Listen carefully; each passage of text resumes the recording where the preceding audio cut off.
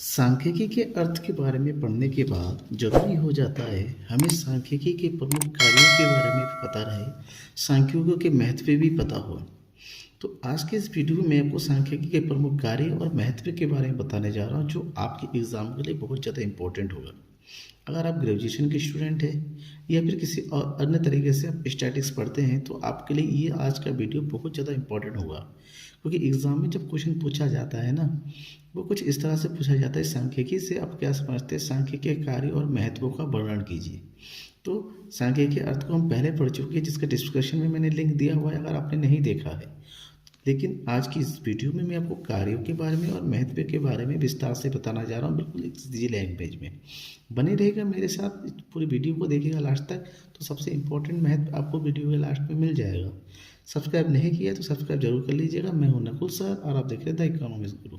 चलिए बिना किसी बकवास के, फालतू की बात ना करते हुए हम क्वेश्चन को शुरू करते हैं। सांख्यिकी कार्यों को महत्व को पढ़ने से पहले सबसे पहले हमें पढ़ना पड़ेगा सांख्यिकी में कौन कौन से मेथड होती है, यानी कि स्टैटिस्टिकल मेथड्स, सांख्यिकीय रीतियाँ कौन कौन सी होती है। अगर हम सांख्यिकीय रीति की बात करते हैं तो सांख्यिकीय रीतियाँ बे युक्तियाँ होती है। युक्तियाँ मतलब मेथड्स, वे मेथड्स होते हैं जिनके द्वारा जटिल संख्यात्मक संबंधों का इस प्रकार विश्लेषण किया जाता है जिससे वे समझने योग्य हो सके और उनसे ठीक परिणाम निकाले जा सके।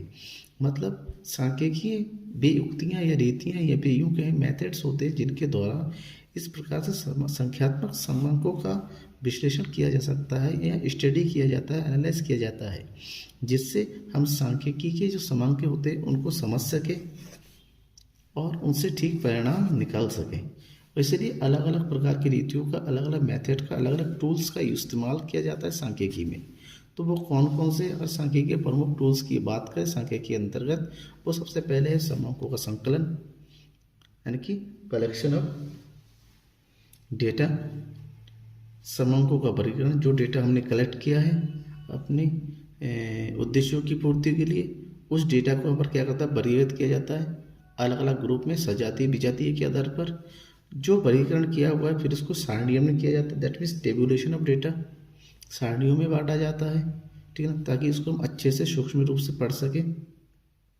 Next, presentation of data, data को सही तरीके से रिप्रेजेंट करना, चाहे वो डेटा रिप्रेजेंट हम किस में करें, टेबल में करें या फिर ग्राफिकल रूप में करें, तो किस प्रकार से हम प्रस्तुत कर सकते हैं, वो प्रस्तुतिकरण पढ़ते हैं।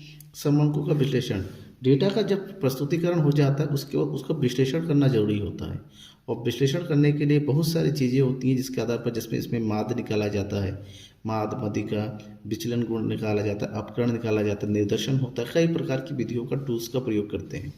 उसके बाद उन समांकों का निर्वचन होता है, यानी कि इंटरप्रिटेशन होता है, आपस में तुलना की जाती है, फिर लास्ट में हम पूर्वानुमान करते हैं। तो ये प्रमुख विधियों का प्रयोग करते हैं सांख्यिकी समांकों को, सांख्यिकी तथ्यों को समझने के लिए। तो ये तो हुई सांख्यिकी रीतियाँ। अब हम जो पढ़ेंगे वो है आपकी सांख्यिकी के कार्य। सांख्यिकी के प्रमुख कार्य कौन कौन से हैं।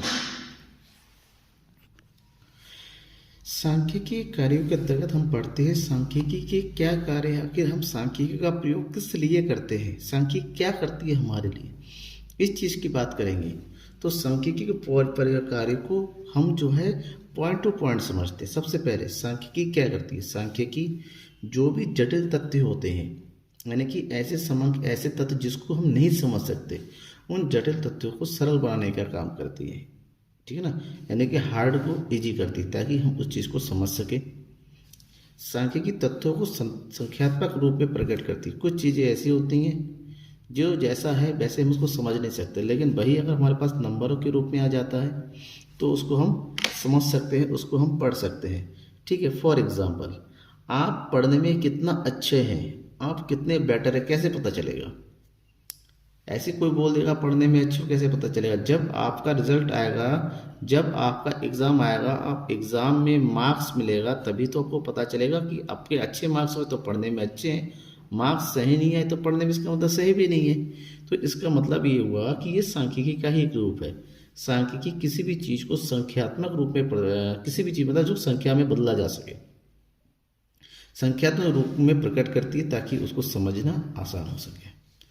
तथ्यों को निश्चितता प्रदान करना। कुछ तथ्य ऐसे होते हैं जो निश्चित नहीं होती हैं, लेकिन सांख्यिकी में उसको प्रयोग के आधार पर, अपने उपयोग के आधार पर परिवर्तित करके निश्चित कर देती है, ताकि वो किसी एक निश्चित सूचना से जुड़ सके।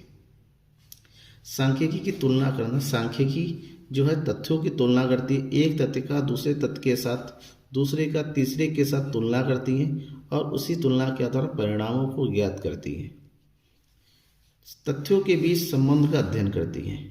जो विभिन्न तथ्यों के बारे में हम बात कर रहे हैं उसे संबंध, जैसे हम अगर रमेश के मैथ्स में 46 नंबर आए, ठीक है ना, उमेश के 45 नंबर आए, तो दोनों के बीच में क्या अंतर है, 46-45 होने का क्या कारण है, क्या रह गया, इस चीज़ के दोनों के बीच में संबंध और तुलना की बात करता है सांख्यिकी। व्यक्तिगत ज्ञान या अनुभव में वृद्धि करना। सांख्यिकी जो है, क्योंकि तथ्यों की बात करता है, इसके जरिए हम जो है व्यक्तिगत ज्ञान की अनुभव में वृद्धि कर सकते हैं, क्योंकि सांख्यिकी जो है कला है, कला में सांख्यिकी के तत्वों का जिससे ज़्यादा से ज़्यादा प्रयोग हो सके, उसके आधार पर आपके व्यक्तिगत ज्ञान का, आपके अनुभव का विकास होता है। नेक्स्ट, नियमों व सिद्धांतों की सत्यता की जांच करता है।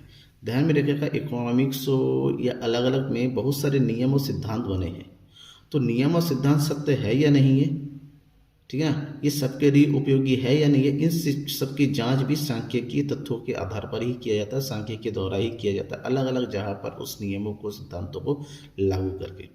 अगर वो अनुकूल हो तो इसका मतलब तथ्य सही है, प्रतिकूल हो तो तथ्यों के आधार पर ही हमें पता चल जाता है। नीति निर्धारण में सहायता प्रदान करना। तथ्यों, सांख्यिकी तथ्यों के आधार पर ही सरकार के द्वारा नीति निर्धारण किया जाता है, यानी कि सरकार को कहीं पर कोई कानून लागू करना हो तो ये देखा जाता है कि वो कानून लागू करने से क्या जो है प्रभाव पड़ सकता है, या पुराने कानून ने क्या किया था। तो इस प्रकार से नीति निर्धारण में भी सहायता प्रदान करती है। और प्रभावों को मापना। प्रभावों का मतलब होता है कोई भी नीति बनाने के बाद उसके क्या प्रभाव रहे, उस प्रभावों को मापने का काम भी सांख्यिकी के द्वारा किया जाता है, ठीक है ना। जैसे बजट बनाया जाता है, बजट बनाने के बाद वो बजट की कितना कार्य हुआ, कितना इम्प्लीमेशन हुआ, कितना नहीं हुआ, फेल हुआ, पास हुआ, इन सब के बारे में जानकारी सांख्यिकी तथ्यों के आधार पर ही मिलती है। आयोजन तथा भविष्यवाणी करना। सांख्यिकी तथ्यों या सांख्यिकी समांकों के आधार पर आयोजन यानी कि नियोजन कार्य संभव होता है, और उसी की नियोजन के आधार पर वर्तमान और भूतकाल के आधार पर भविष्यवाणी किया जा सकता है, भविष्य में ऐसा हो सकता है, ये हो सकता है। तो ये सब चीज़ सांख्यिकीय तत्वों के आधार पर, सांख्यिकी तत्वों से ही हो सकता है। तो ये तो रही सांख्यिकी कार्यों की बात। अब हम पढ़ेंगे सांख्यिकी के महत्व की बात। सांख्यिकी का महत्व है, तो सांख्यिकी के महत्व का पढ़े तो ध्यान में रखिएगा, सांख्यिकी के महत्व को हम अलग अलग श्रेणी में वर्गीकृत कर सकते हैं। सांख्यिकी का महत्व आज के समय में, आधुनिक युग में हर क्षेत्र को है। हर क्षेत्र में आंकड़ों की जरूरत पड़ती है, हर क्षेत्र में आंकड़ों को समझने की जरूरत पड़ती है। तो ऐसे में सांख्यिकी का महत्व धीरे धीरे बढ़ता चला जाए। यूँ कहें, आज का युग जो है, वर्तमान युग, आधुनिक युग सांख्यिकी का युग है, क्योंकि हर कोई किसी ना किसी तरीके से, डायरेक्ट इनडायरेक्ट तरीके से सांख्यिकी का प्रयोग करता ही है। तो सांख्यिकी के महत्व अगर पढ़ते हैं तो उसमें सबसे पहला महत्व हो जाएगा अर्थशास्त्र में सांख्यिकी का महत्व, ठीक है ना। सबसे पहले हम अर्थशास्त्र में सांख्यिकी का महत्व है, क्योंकि सांख्यिकी जब भी पढ़ते तो अर्थशास्त्र की बात जब भी हो तो अर्थशास्त्र में सांख्यिकी को पढ़ा। जैसे आप क्लास 11 में स्टूडेंट हो, आप बीए के स्टूडेंट हो, आप किसी भी बीकॉम के स्टूडेंट हो, तो इकोनॉमिक्स आप पढ़ते हैं तो उसमें सांख्यिकी जरूर होता है।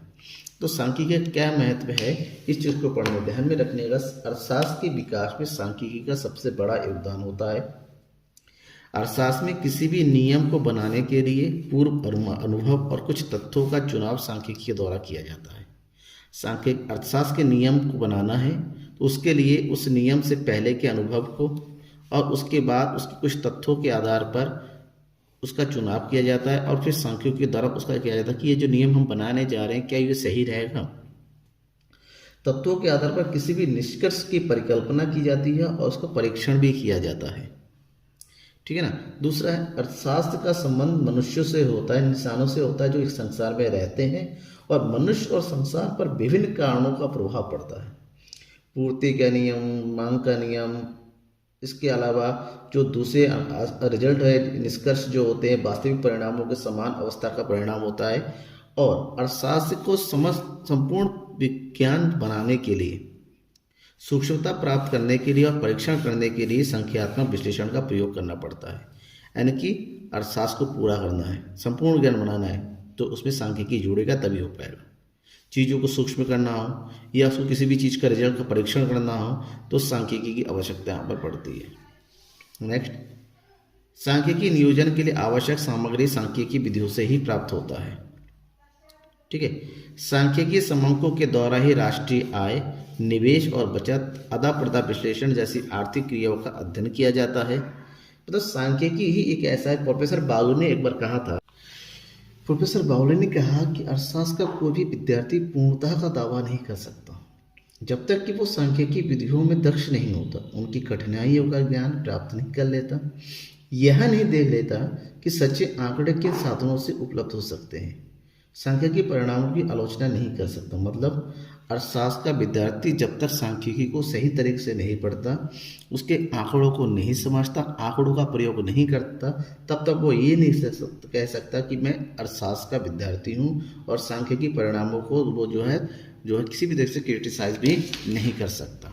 इसका मतलब उनके कहने के आधार पर ही कह सकते हैं कि सांख्यिकी अर्थशास्त्र के लिए बहुत इंपॉर्टेंट है और सांख्यिकी विश्लेषणों के आधार पर ही एंजिल का पारिवारिक व्यय नियम, माल्थस का जनसंख्या सिद्धांत, उपयोगिता ह्रास नियम, उपयोगिता सम सीमांत नियम, कई सारे जो नियम होते हैं वो इसी आधार पर बने हैं और सांख्यिकीय विश्लेषणों के आधार पर ही प्रयोग में लाए गए हैं।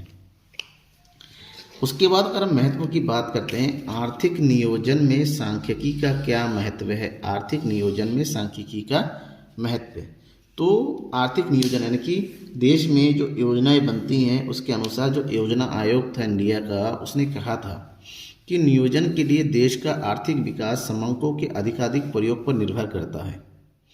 अपर्याप्त और अशुद्ध समंकों का आधार पर किया गया नियोजन बुरा होता है कि नियोजन तभी सफल हो सकता है जब सही तरीके से आंकड़ों का समंकों का प्रयोग किया सके, उसमें शुद्धता होनी चाहिए। अगर अशुद्ध और गलत आंकड़े आ गए तो नियोजन भी बुरा होता है और देश के लिए वो घातक हो सकता है।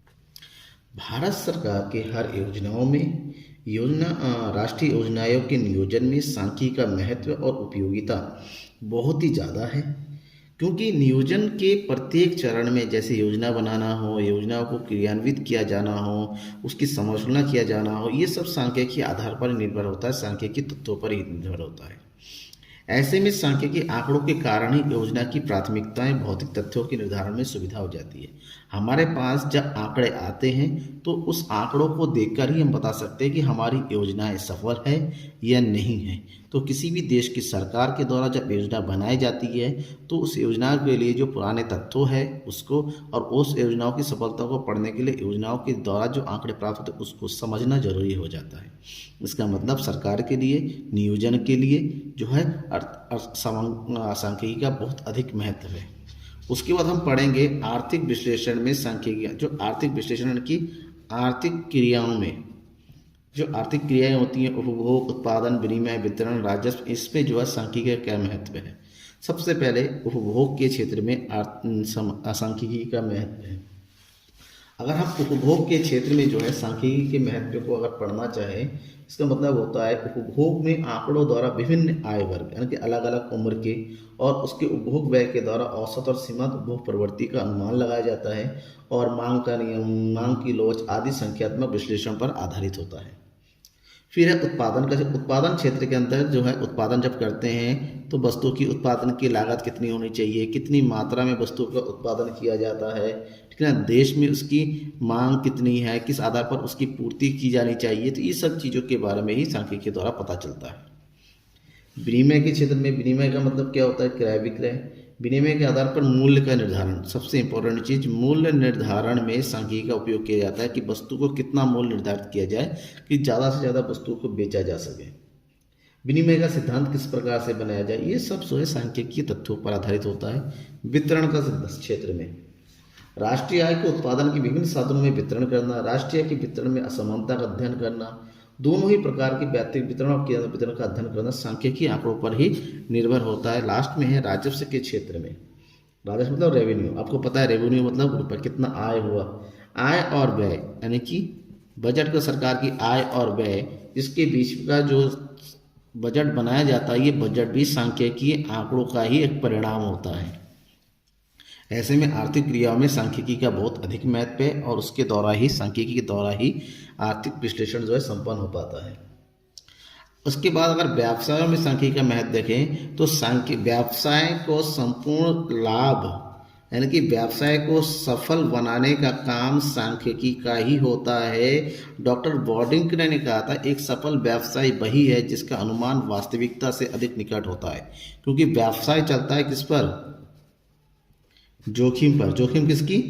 जोखिम इसमें होते हैं भविष्य में लाभ कमाने की, और भविष्य में लाभ कैसे कमाया जाए, क्या करके कमाया जाए, कितना जोखिम लिया जाए, इस सब की अनुमान लगाना ही व्यवसाय का काम होता है। और व्यवसाय इसका अनुमान लगाने के लिए विभिन्न आंकड़ों का प्रयोग करता है, ठीक है ना। और जैसे आंकड़े कैसे? किसी व्यवसाय में आंकड़ों को पता करने, जैसे कौन सी वस्तु की मांग और कितनी कहाँ होगी, मूल्य घटेगा या बढ़ेगा, सरकार की नीति क्या होगी, उपभोक्ता की रुचि किस प्रकार की होगी, ये सब चीज़ें जो है एक जो है व्यवसाय सोचता है। और इन सब चीज़ों के रिलेटेड आंकड़े, भाई आप कहीं पर भी कोई व्यवसाय लगाएंगे तुरंत थोड़ा ना छोड़ दें, आप मार्केट में जाएंगे, पता करेंगे कि मार्केट में किस चीज़ की कितनी डिमांड है, किस क्षेत्र में किस प्रकार सा, ठीक है ना, किस प्रकार की दुकान लगाना बेटर होगा, किस प्रकार का बिजनेस, पहले पूरी चीज़ों की अच्छे छानबीन कर लेते हैं, उसके बाद भी व्यवसाय को शुरू करते हैं, वही सफल व्यवसाय कहलाता है। आप गए दुकान लगा दिया तो घाटा हो जाएगा, ठीक है ना। तो ऐसे में व्यावसायिक दृष्टि से सांख्यिकी का बहुत महत्व है। अगर आपको लाभ कमाना है तो आपको सांख्यिकी आंकड़ों का उपयोग करना ही पड़ेगा। जब तक आपको बाजार में वस्तु की मांग के बारे में पता नहीं होगा तब वस्तु का प्रयोग कैसे करेंगे, ठीक है। तो सांख्यिकी का महत्व व्यवसाय में बहुत ज़्यादा हो जाता है। उसके बाद अगर हम नॉर्मली होते हैं और हम कहें इनके अलावा सांख्यिकी का क्या महत्व है, अगर साधारणतः पूछे सांख्यिकी के महत्व को ध्यान में रखा, मानव जीवन आज के डेट में इतना ज़्यादा एडवांस हो गया है, हम अपने नॉर्मल ज़िंदगी में सांख्यिकी का प्रयोग कहीं ना कहीं करते हैं। जैसे जो घर में माँ बाप होते हैं, माँ बाप को अपने छोटे से नवजात जो होता है बच्चा होता है उसकी चिंता सताती होती है। जैसे से वो बड़ा होता चला जाता है वो देखता है कि बच्चा अपने उम्र के हिसाब से उसकी हाइट हो रही नहीं हो रही है, उसका वजन कितना है, ये सबको मापता रहता है। तो है क्या ये सांख्यिकी ही है, ठीक है ना। हम क्लास में आपको पढ़ाते हैं और आपको पढ़ाते पढ़ाते बीच बीच में टेस्ट लेते हैं, टेस्ट लेते आपको कितने मार्क्स आ रहे हैं, मार्क्स बढ़ रहे हैं घट रहे हैं, ये है क्या? ये सांख्यिकी ही है। यानी कि आधुनिक समय का युग सांख्यिकी का युग होता है। एम.जे. मरोनी ने कहा था, तुम कुछ भी क्यों ना हो, यदि तुम्हारा कार्य समंकों के निर्वचन से संबंधित है तो तुम समंकों के बिना कार्य करने में समर्थ हो सकते हो, परंतु तुम उतनी अच्छी प्रकार से नहीं हो पाएंगे। अगर आपके जीवन में समंकों का प्रयोग है तो भले ही उसका प्रयोग ना करो तो कुछ कर लोगे, लेकिन पूरी तरीके से 100% कामयाब नहीं हो सकते, ठीक है ना। तो समंक विवेकपूर्ण निर्णयों का आधार बनता चला जा रहा है। आज के समय में हर एक क्षेत्र में सांख्यिकी का महत्व धीरे धीरे बढ़ता चला जा रहा है। धन्यवाद।